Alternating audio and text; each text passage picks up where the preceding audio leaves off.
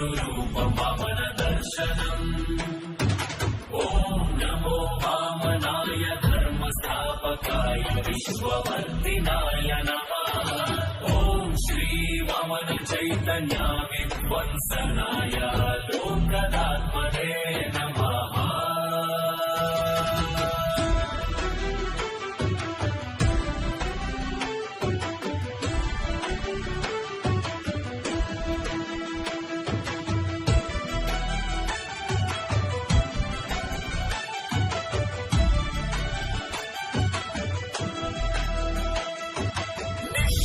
ಶಬ್ದಾನಭದಲ್ಲಿ ಮಿಂಚಿನ ನಾದ ಕಮಂಡಲ ಹಿಡಿದ ಬಾಲಕ